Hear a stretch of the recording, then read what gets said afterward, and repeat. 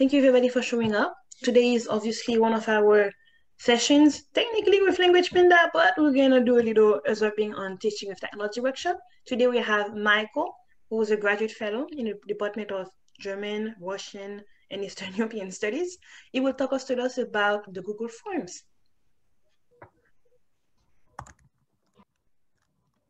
Yeah.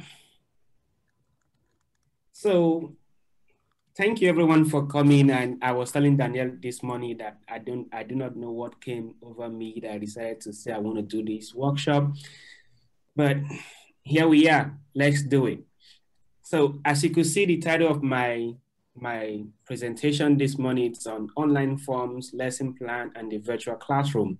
So the question is, why online form? Why not say Google Form? So because at the point of preparing the slides, I came across that there are other types of online forms apart from Google Forms. So I want to concentrate, I'm calling both of them Google Forms and Microsoft Form. This is actually one of the things I'm going to talk about today. That is why I actually use the word online form to capture both of them. So why this workshop? So one of the things that I want us to know is that know what active learning looks like in an online classroom, know how to build an online community, an online activity, and how to apply technology to course design. And what are the things that I want us to understand? I want us to understand how to use tech tool, and in this case, it's going to be online forms. It may be either Google Form or Microsoft Form to facilitate learning in online classes, and to understand how online classes require a teaching presence. Because what I mean by teaching presence, you need the professor, the language instructor to be actually present in an online form. But the question is, how is he going to be present? Because he has to be in his home or somewhere else. So I'm going to talk about this in a while. So my next slide, like I mentioned before in the title of my presentation, it has to do with Google Forms and Microsoft Forms. Like you know that there is Google Doc, there is all kinds of Google Slides. So Microsoft has something similar, that there is Microsoft Doc, like Microsoft Word, and there is Microsoft Form. That is the Microsoft version of Google Forms. So why online forms? So like I mentioned before, I'm using the word online forms to capture both of them. So I say it lets us to create a survey with lots of different kinds of questions. It could be a short answer, it could have a long answer. It depends on what you want to do. It could have a multiple choice, to read, or check boxes or drop down menu. It depends on what you as the instructor or professor wants to do. So before I continue in my presentation, I want to ask, does anyone know have anyone heard of community of inquiry before? Community of inquiry. If you have, could you just, tell us what you know in 1 or 2 sentences? Anyone raising up their hand? Community of inquiry. So no, so I'm going to be the one to talk about all these things. I thought someone would jump in and help me. So here we go. Here is what I mean. Here is a community of inquiry. It's actually, in the article by Garrison, Anderson, and Archer on critical inquiry in a text-based environment, computer conferencing in higher education model. And in this whole community of inquiry, like you could see, there is a social presence, there is a cognitive presence, and there is also a teaching presence. And all these 3 presences create what we call the learning experience.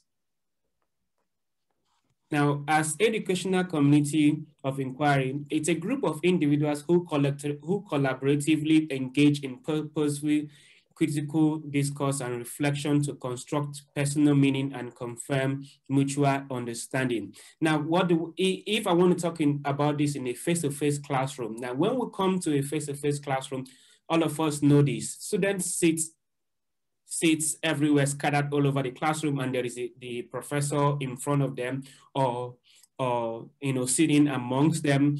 And at that place, we have the teacher being present in the class. We have the social presence because the students are socially present in the class. And why they discuss with the professor or instructor, why they argue, disagree on some points, or try to say, oh, I don't think it is this way, I think it is that way. They are constructing a cognitive presence there. So in my next slide, I want to explain a little bit more. It's just, a little bit into these whole presences. Now, teaching presence is defined as the design, facilitation, and direction of cognitive and social processes for the realization of meaningful learning. This involves one, instructional design and organization of the course and activity. Two, facilitation of the course and activities and direct instruction. I've actually mentioned that I'm taking it from this source. It's not my own idea. And cognitive presence is the extent to which learners are able to construct and confirm meaning through sustained reflection and discourse. Like what I use the example of a face-to-face classroom, that this also can also happen in a virtual environment. Now, I will come back to this slide, to this last slide, when I actually start showing about the lesson plan or the online form. Now, when I was preparing this slide and with my online form in mind, I wasn't sure if there is a social presence in what I created. So apart from what I think, irrespective of what I think, I want us to see what social presence is all about. Social presence refers to the ability to perceive others in an online environment as real and the projection of oneself as a real person. Social presence involves open communication, affective expression, and group cohesion. Now, if in an online form, the instructor says or writes to the students, now you are to listen to this video and do X, Y, Z.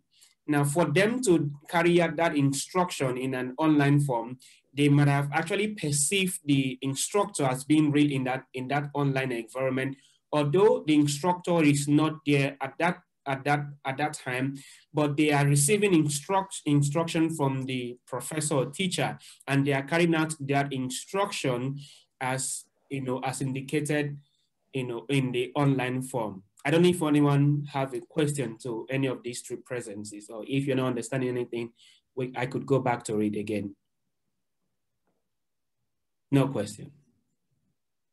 If there are no questions, how am I sure that everyone is following me or understanding what I'm saying? Okay, I will trust my gut. Okay, here is the next slide. So what can I actually use the online form in a literature classroom? I don't teach language. I teach literature. I teach about text. So how can it be applied? Also, teachers can collect ideas from all students in the class through online forms. Then students can write a short story based on the opinions which are accumulated from the forms.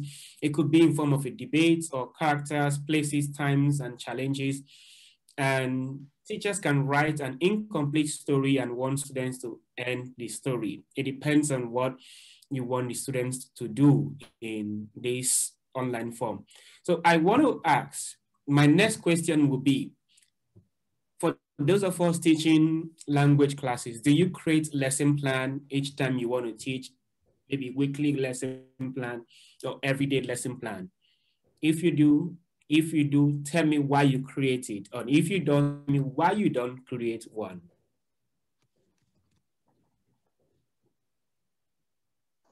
So the question is if we create a lesson plan or a weekly lesson plan or not. A daily lesson plan when you go to teach, or a weekly lesson plan? If yes, why? If no, why? I do a weekly or modules because because you need to know your students' learning objectives, and so it's important to plan ahead. I think that's it. Okay, thank you so much for that. Someone else? Especially when I teach in the first the classes for the first time in the course, I just want to make myself remind, so what's the objective today, what I have to do, and also timelines. I will write a lesson plan for myself, right? Okay.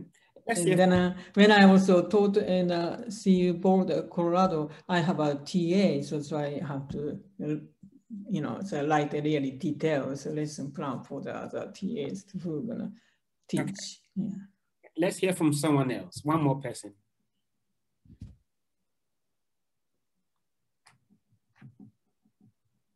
Okay, who doesn't write a lesson plan? Who doesn't write a lesson plan? Tell me why you don't.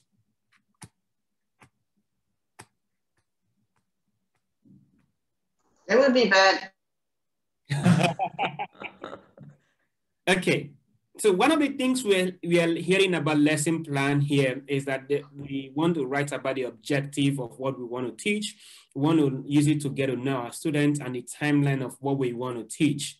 So that is actually what the importance of lesson plan from what I hear from all of us. So here is actually a lesson plan in a nutshell. Lesson plan is a teacher's daily guide for what students need to learn, how it will be taught, and how learning will be measured. Lesson plan help teachers be more effective in the classroom by providing a detailed outline to follow each class period. This ensures every bit of class time is spent teaching new concepts and having meaningful discussion. So what are we saying here? That with the lesson planning helps the teacher to plan what it's going to be taught maybe in a week or in a particular day. So my next slide is just what are the things that should be in a lesson plan? What do I need to have in a lesson plan? So I should have a lesson objective. It should have a related requirements, lesson material, lesson procedure, assessment method, and lesson reflection. So I want to stop here. The question I want to ask, in the lesson plan that we create, do you think that it captures all of these 6 key parts?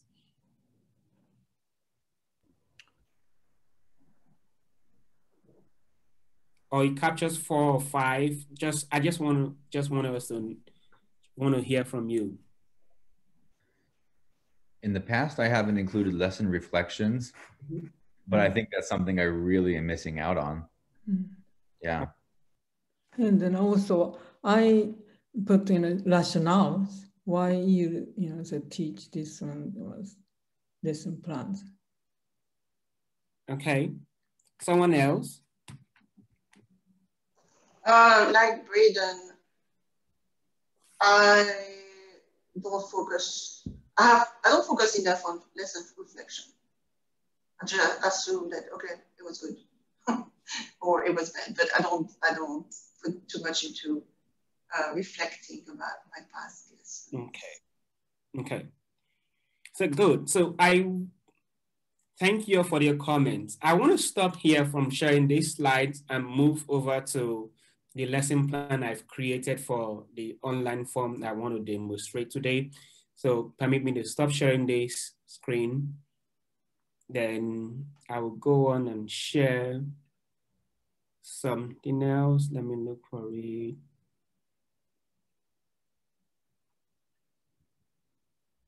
So here is what I want to share here. So can you see the screen very well? So here is a lesson plan about, so lesson activity is an activity about understanding Germany and migration through using online form. Now, if like each and every one of us know that if you want to submit a project for Language Panda, you might need to create a lesson plan. Is it might or you should create a lesson plan? So here is actually the lesson plan. So if you see that I try to introduce the activity, in this activity, we will continue our discussion. This is actually a continuation of something that I've actually started in the class. It's not a fresh activity. On migration and integration in Germany, you will watch the video Das ist meine Geschichte, Flüchtlinge in Lübeck erzählen und respond to the question. So I try to introduce test students what they should expect, how they should go about it. If you're not familiar with Google or Microsoft Form, is a tool that allows collecting information from users via a personalized survey or quiz. And I tell my students again, click the link to access the activity on Google Form. So even when students grab my lesson plan, they could get the instruction from my lesson plan. They could feel my presence as if I'm in the class, talking to them, directing them what they should do. Now, this is the context, is a post-secondary and intermediate German high, because the video, it's kind of long and I want students to pay attention. So what do I aim to do? There's a lesson plan and can-do statement address that I can recognize from a documentary video how migrants leave their countries of origin and why they fled to Europe. I can gather information about migrants and their lives across international borders. So these are the can-do students I want. At the end of the video, that students should be able to do these things. Now, the communicative mode is interpretive, reading, and listening. Now, the delivery mode is asynchronous, and a plan for assessment. How am I going to assess the students when they turn in their response? It's formative, and it's also students will receive feedback from the instructor. And also, I could actually take another strategy that there could be a delayed feedback from instructor. You know, it doesn't have to be right away. They could actually get, feedback later. And the materials needed or technological tool or application is actually a YouTube video or Google Form or online form. The time frame that actually I feel that to take the students to complete it is 15 to 30 minutes. And here is the instruction. Watch the documentary video that shows migrants' everyday life. Take notes using words you might use to describe the various video in the documentary video. So this is just it. So if I am to use Google Form to as part of my lesson activity plan, so the question is, why should I? Why should I? So if you want to like students to talk back in the online form, it may not be possible because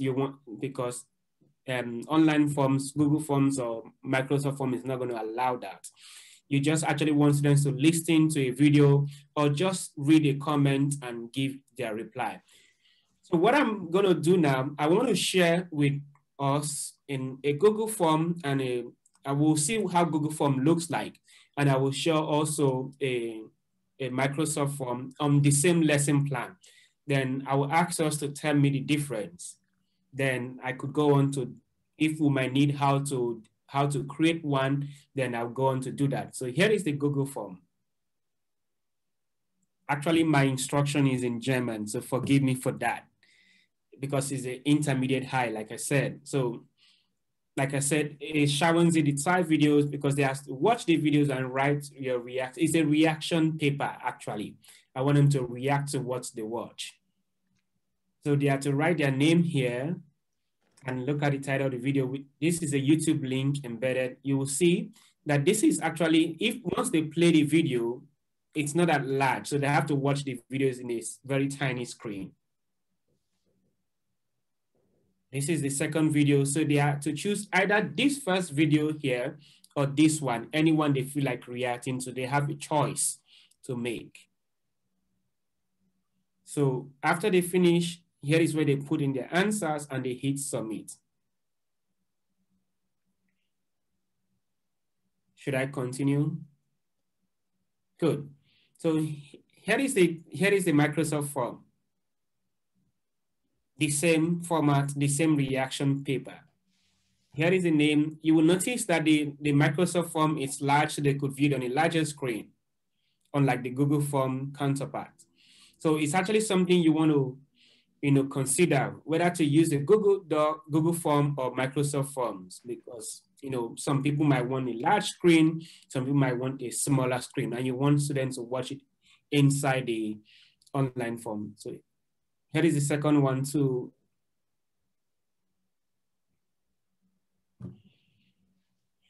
That is it. So questions. I want to take questions.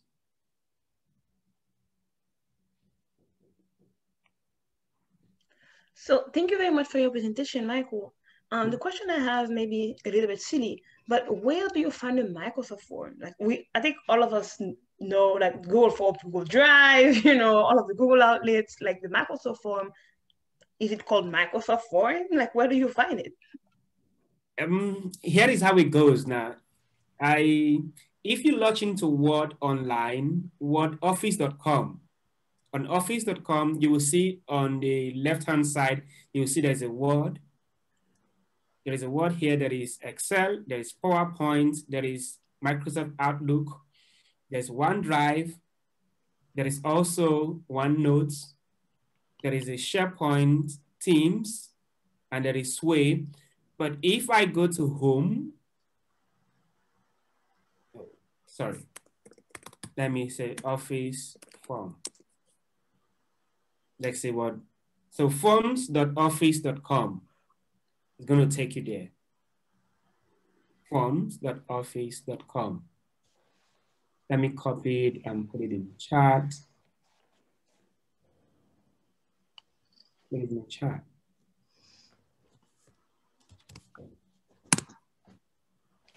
So I get started. I sign in, of course, with your Vanderbilt email address. So you could create new forms. So this one, because if you want to talk with students, interact with students, you want something that they could be able to access, especially if you're dealing with grad students that have access to Microsoft, Microsoft email address through our Vanderbilt email. But the undergrads actually use a Google platform. And you want to be sure that you are using something that you could control. So if you use a normal Google email in creating the forms, you don't have control over what Google would do. But if you use a Microsoft form, you're sure you could control it because Vanderbilt pays for it, and you could make a case that, that is within the rules and regulations of Vanderbilt. So you're still within the Vanderbilt, online platform. So you see all the things I've created. So that is it. More questions?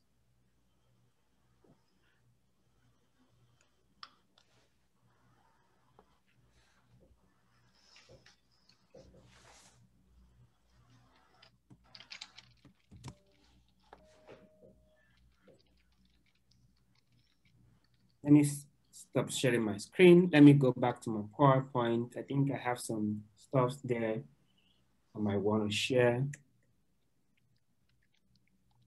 Michael, are you going to show us also how you create a Google form? Yes, I can. So these are my references in case you want to see how, get some information about more. If you want to read more on community of inquiry or see how you want to see online classroom, evidence of online learning, this is it. So let me go back to the Microsoft Forms, how to create it. I'll go back to share my screen. Here is it. So where is it again? No, just hold on. This is a Microsoft. It's taking over my screen.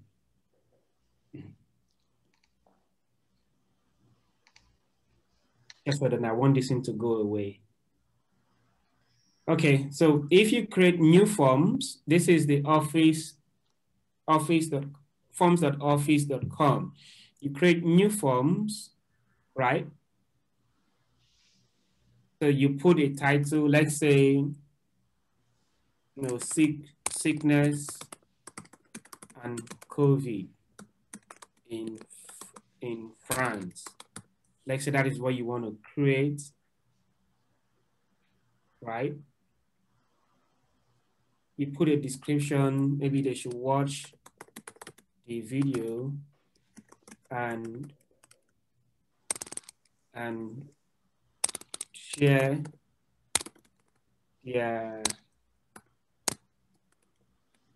reaction. That is what you need. So if you click add new, if I click add new, I have maybe multiple choice or text or rating or date, or there is a drop down linked file upload. So that's not what we want to do. We want to do a text. So at this point, I could take in a video from YouTube and embed it here. So let me find a video on YouTube. I will just say sickness in France.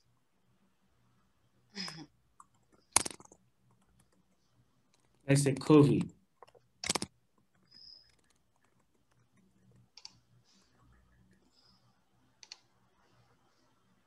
So this is a 2 minute video.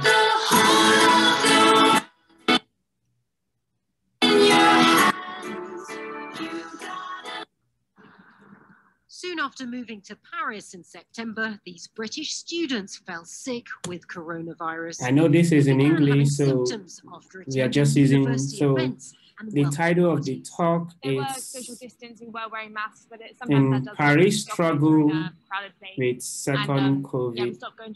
So I copy it, take it back, put it here. Then if you watch here, at this side, you will see that I could actually insert media. Are we seeing that? I'm a lot more like so I put a image or video. If I rapidly in Paris, particularly among the young. Either an image or video. If I go for video, it asks me to put YouTube URL. So I go back, copy it. Is coming back positive. France's government has placed the city on maximum. Put it.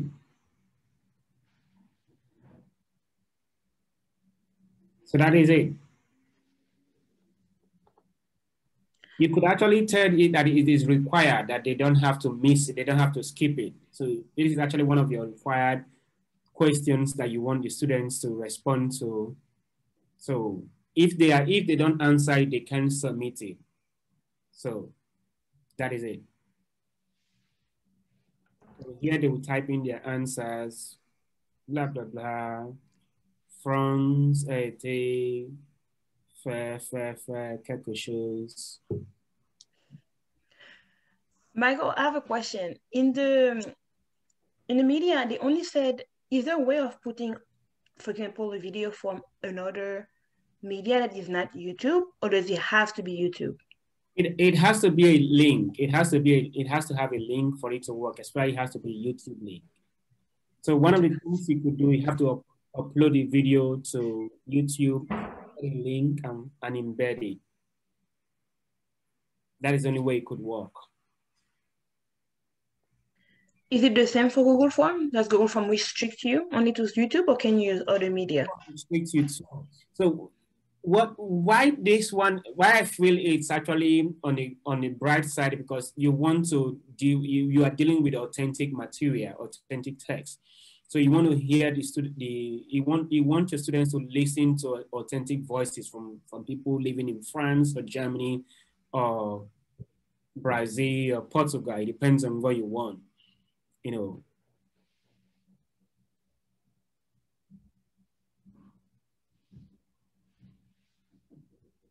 So this is it. So after you finish creating it, what you do is to click share. Then you want to make sure that you said anyone with the link can respond. So with that, they don't have to include their email before they respond. But you want to make sure that you find a way of getting their name. So you want to add new text. You want to say name, and you put required, so that they must put their name before they submit it. So it doesn't have to show us as anonymous. But if you want to create an anonymous form where you want your students to say whatever they want to say, or say, oh, I don't like the lesson, it was so bad that I felt like fainting in the classroom, you could do this, and they will put in their response without you knowing who they are and what actually happened and why they are saying this without you attacking them and giving them F, you know, if it's something you can do.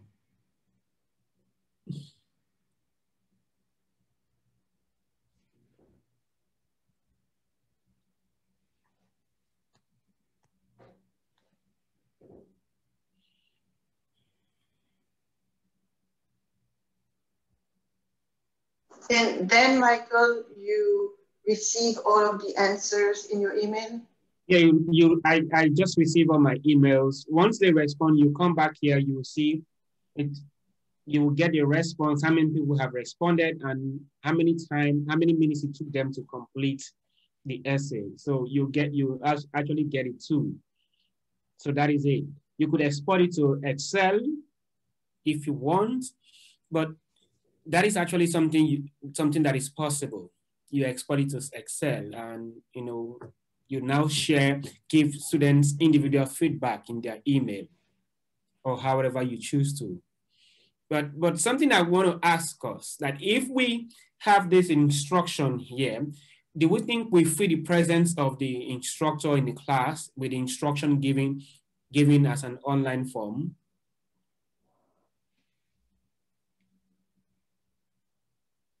Yes or no? Yes. Mm-hmm. So that is it. So if students watch this video, when they watch the video and they give their reaction, do you think that they are constructing knowledge, or they are just, do you think they are learning, constructing knowledge, thinking critically, and putting their response in a written form? It's been done, right? So there is a teaching presence and there is cognitive presence. And also there is also the social presence in the class, because students are saying, oh, I agree with this, or I don't agree. So there's a social presence in the class. So technically, that with Google Form, you could foster these three presences in an online classroom: the teaching presence, the cognitive presence, and the social presence.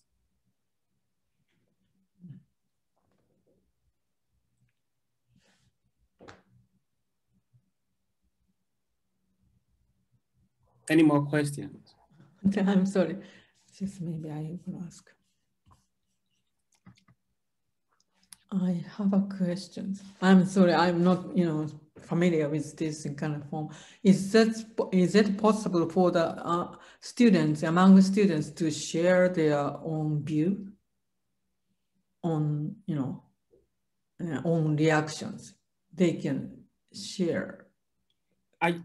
I'm not sure it will be possible to share it with other colleagues. No, it's just to respond to you on this form. Okay. They're not sharing with their colleagues, and it's not a collaborative presence. Okay. Where someone will have to say, okay, whatever this person said, I disagree, but here is my opinion. Here is what I think. Here is what I know. It's not collaborative in that sense. Okay, thank you.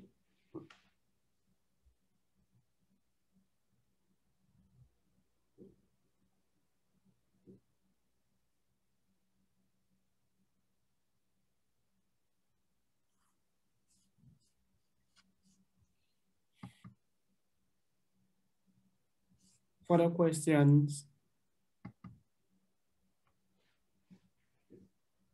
Maybe I stop my screen for a while.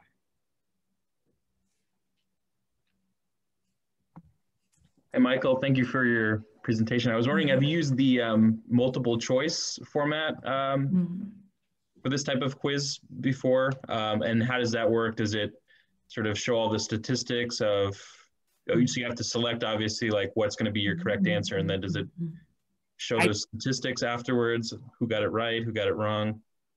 I have not used a multiple choice with a Google form, but it's something that you could create, especially with a low level, proficiency, where they are not responding with large amount of words. You just want to say, okay, is this person saying this XYZ?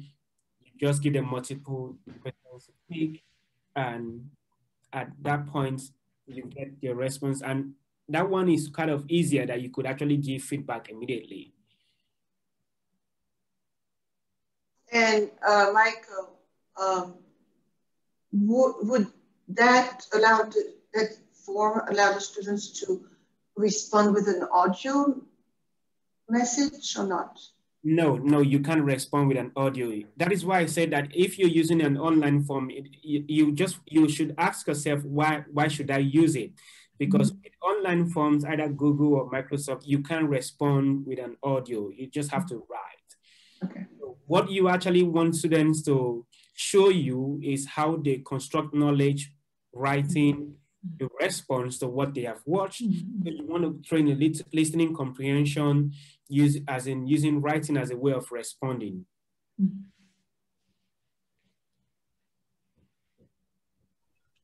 I wonder if, in the video that you embed, is there a way for you to kind of do something similar to like Edpuzzle in a sense of embedding questions into a video?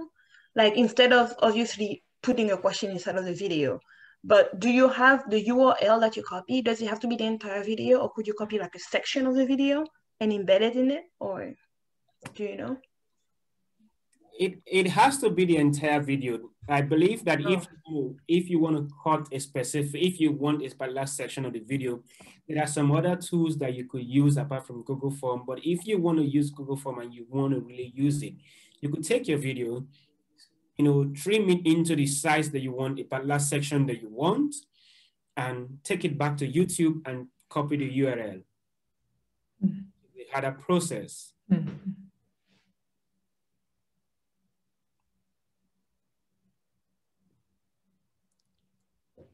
So before we go, I want to ask a question here, because I want to make sure that that I achieve something with this presentation, so that it doesn't have to be like Daniel told me something. Oh, you have to put it on your CV, which I really want to.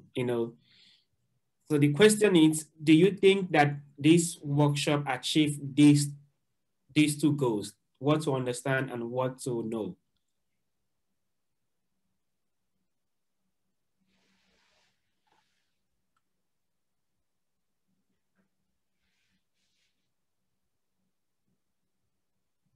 You could say no. Feel free to say no.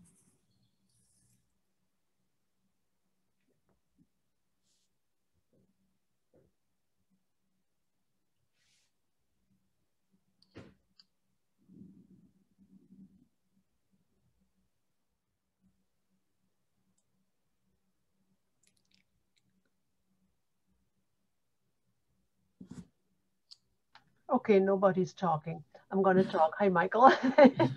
I know so little about Google Forms that this was helpful to me. I know what to do and I know the limits of it.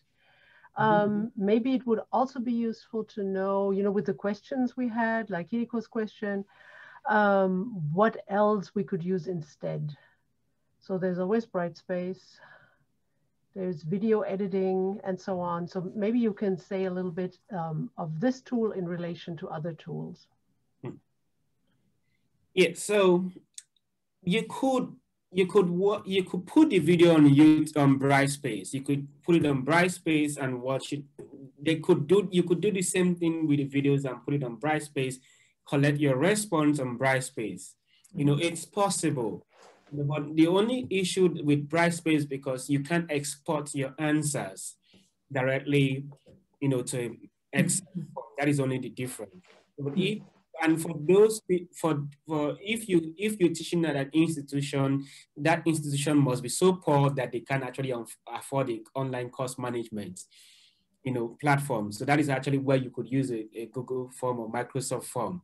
But this whole thing that I actually explained can be done on Brightspace.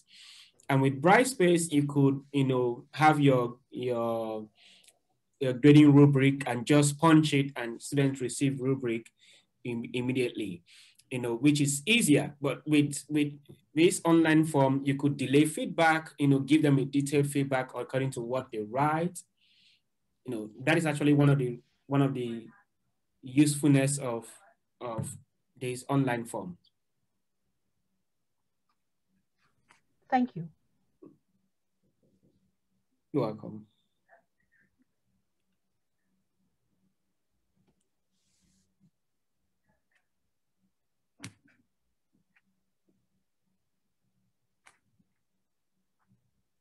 Someone talk to me. So do you think that this workshop achieved this goal?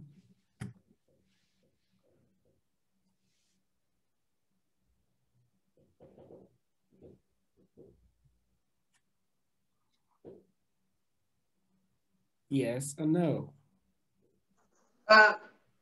Yes, of course, but it would be useful maybe on this slide to mention, I mean, when you just look at this slide, you don't know which technology you're using. So it might be useful to add online forms somewhere.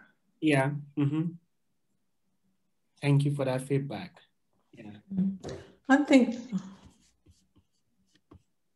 Go on. I think it is very useful. I use the Google form only for, like conference attendance, to create some questionnaire, right? But this one, I didn't know that how to embed videotapes. And then it was really interesting. Thank you. Thank you. And I'm sorry, but could you also maybe add the communication modes that you can make the students work on thanks to those activities? Yeah. Yeah, that is actually why I created a lesson plan to show that. It's in the lesson plan, so you have to look at the lesson plan to look at how the activity is planned. Gotcha. That is why I included a lesson plan in the title of my presentation, because I want to kind of promote lesson plan for language teachers, whether you're preparing it weekly or daily. You should create a lesson plan for your classes. Not only when you want to submit project to Language Panda.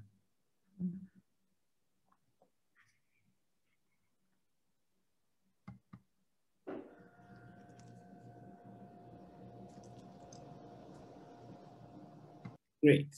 So maybe it's time I hand it over back to Daniela.